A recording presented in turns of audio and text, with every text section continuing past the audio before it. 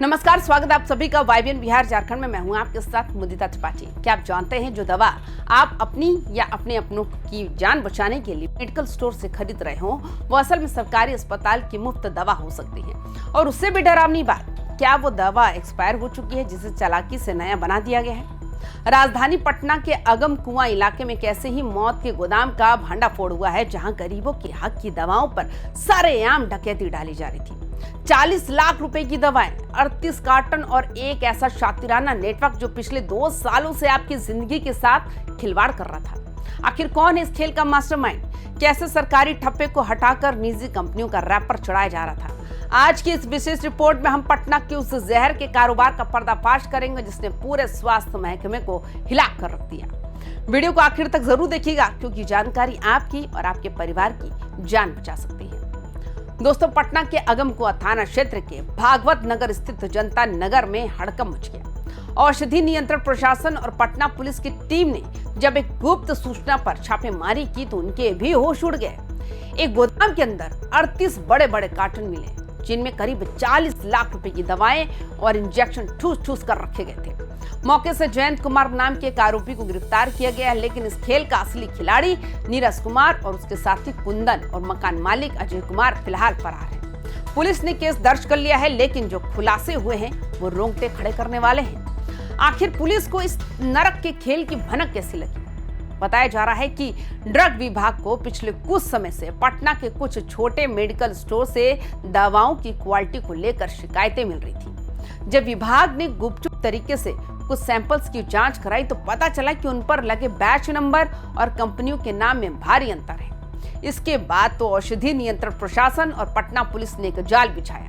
Operation जनता नगर के तहत जब टीम ने गोदाम पर धावा बोला तो वहां का नजारा देखकर अधिकारी भी कांप गए। वहां दवाएं बनाने वाली मशीनें तो नहीं थी, लेकिन दवाओं का चेहरा बदलने वाले दर्जनों केमिकल और हजारों फर्जी रैपर बिखरे पड़े थे। क्या ये गिरोह सिर्फ पटना तक ही सीमित था या इसके तार दूसरे राज्यों से भी जुड़े हैं? अब समझिए कि ये गिरोह काम कैसे करता था। ये लोग सरकारी अस्पतालों के बिचौलियों से मिली भगत करके मुफ्त आपूर्ति वाली दवाएं सस्ते में खरीद लेते थे। इसके बाद शुरू होता था असली धोखाधड़ी का काम। गोदाम के अंदर दवाओं से बिहार सरकार की आपूर्ति वाला लेबल बड़ी सफाई से हटा दिया जाता था। उसकी जगह नामी गिरामी निजी कंपनियों के फर्जी रैपर चढ़ा दिए जाते थे। यानी जो दवा अस्पताल में गरीब को मुफ्त मिलनी चाहिए थी, उसे ये लोग ऊंचे दामों पर बाजार में बेच रहे थे। ये सिर्फ चोरी नहीं, बल्कि उन मरीजों की जान के साथ गद्दारी है जिनके पास इलाज के पैसे नहीं होते। जरा सोचिए, एक माँ अपने बीमार बच्चे के लिए जो सिरप या इंजेक्शन ला रही है वो असल में 6 महीने पहले ही जहर बन चुका है। इस गिरोह का सबसे घिनौना चेहरा तब सामने आया जब मौके से इरेजर केमिकल बरामद हुई। इन केमिकल्स की मदद से दवाओं की शीशियों और पत्तों पर छपी एक्सपायरी डेट को मिटा दिया जाता था और एक छोटी सी प्रिंटिंग मशीन के जरिए उन पर 2 साल आगे की नई तारीख छाप दी जाती थी। ये सिर्फ धोखाधड़ी नहीं, ये सरेआम मर्डर की कोशिश है। मेडिकल एक्सपर्ट्स का कहना है कि एक्सपायर्ड एंटीबायोटिक्स लेने से किडनी और लीवर फेल होने का खतरा कई गुना बढ़ जाता है।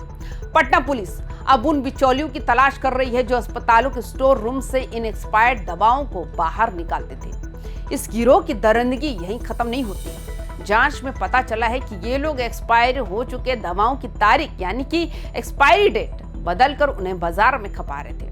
सोचिए, अगर किसी गंभीर मरीज को एक्सपायर्ड एंटीबायोटिक या इंजेक्शन दे दिया जाए तो उसका क्या होगा। ये दवाएं पटना समेत पूरे बिहार की दवा दुकानों तक सप्लाई की जा रही थी। इस नेटवर्क में 1 दर्जन से ज्यादा लोग शामिल बताए जा रहे हैं। ये लोग पिछले 2 सालों से मौत का ये सामान खुलेआम बेच रहे थे और प्रशासन को भनक तक नहीं लगी। बरामद दवाओं की लिस्ट में सबसे ऊपर एल्बुमिन और एंटी रेबीज जैसे महंगे इंजेक्शन हैं। एल्बुमिन का इस्तेमाल लीवर और किडनी के गंभीर मरीजों के लिए होता है, जिसकी एक बोतल हजारों में आती है। तस्करों ने सरकारी अस्पतालों में मिलने वाले इन महंगे इंजेक्शंस को अपना सॉफ्ट टारगेट बनाया। कोडीन और बुप्रेनार्फिन जैसी दवाएं जिनका इस्तेमाल नशा करने के लिए भी होता है, उन्हें भी बड़े पैमाने पर जब्त किया गया। ये साफ इशारा है कि ये गिरोह न सिर्फ दवाओं की कालाबाजारी कर रहा था, बल्कि नशे के अवैध कारोबार को भी बढ़ावा दे रहा था। नीरज कुमार का ये नेटवर्क इतना शातिर था कि असली और नकली दवा के बीच का फर्क पहचानना किसी आम आदमी के लिए नामुमकिन था। जो दवाएं जब्त हुई वो कोई मामूली दर्द की दवाएं नहीं थी। इनमें गंभीर बीमारियों के इस्तेमाल होने वाले जीवन रक्षक इंजेक्शन शामिल हैं। Albumin, codeine, anti rabies injection, meropenem जैसे हाई एंड एंटीबायोटिक्स इस लिस्ट में है। सहायक औषधि नियंत्रण चुनेंद्र महतो के निर्देशन में हुई इस छापेमारी ने साबित कर दिया कि पटना में दवाओं का एक समानांतर काला बाजार चल रहा है।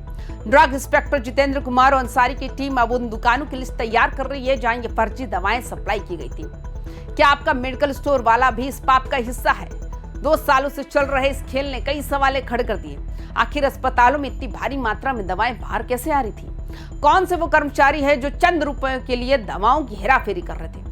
प्रशासन ने गोदाम को सील कर दिया है और फरार आरोपी की तलाश में छापेमारी तेज कर दी है। अधिकारियों का कहना है कि इसमें शामिल किसी भी व्यक्ति को बख्शा नहीं जाएगा, लेकिन सवाल वही है, क्या ये कार्रवाई सिर्फ एक गोदाम तक सीमित कर रह जाएगी या उस पूरे सिस्टम की सफाई होगी जो गरीबों की जान का सौदा कर रहे हैं? अब सवाल ये है कि आम जनता इस जानलेवा खेल से कैसे बचे। पटना पुलिस और ड्रग विभाग ने कुछ जरूरी सुझाव दिए हैं जो हर मरीज को पता होनी चाहिए। पहली बात, दवा के रैपर पर लगे बैच नंबर को गौर से देखें। अगर वो धुंधला है या उस पर दोबारा प्रिंटिंग जैसा लग रहा है तो तुरंत सावधान हो जाए। दूसरी बात, दवा के पत्ते की बनावट और उस पर लिखी कंपनी की स्पेलिंग जरूर चेक करें, क्योंकि फर्जी रैपरों में अक्सर छोटी छोटी गलतियां रह जाती हैं। और तीसरी सबसे जरूरी बात, हमेशा पक्का बिल मांगे और नामी मेडिकल स्टोर से ही दवा खरीदें। आपकी एक छोटी सी लापरवाही किसी की जान पर भारी पड़ सकती है। क्या सरकार को अब सरकारी दवाओं की सप्लाई चेन में डिजिटल ट्रैकिंग सिस्टम नहीं लाना चाहिए? तो दोस्तों, पटना के इस मेडिसिन स्कैम पर आपका क्या कहना है? क्या आपको लगता है कि सरकारी दवाओं की सप्लाई चेन में कोई बड़ी लूप होल यानी कि खामी है? अपनी राय कमेंट बॉक्स में जरूर दें। अगली बार जब भी दवा खरीदें तो उसका बैच नंबर और रैपर ध्यान से चेक करें। बिहार की ऐसी ही हर कड़वी हकीकत और क्राइम अपडेट के लिए देखते रहिए YBN बिहार झारखंड। वीडियो को लाइक करें, शेयर करें और चैनल को सब्सक्राइब करना ना भूलें। सतर्क रहें, सुरक्षित रहें। जय बिहार, जय हिंद।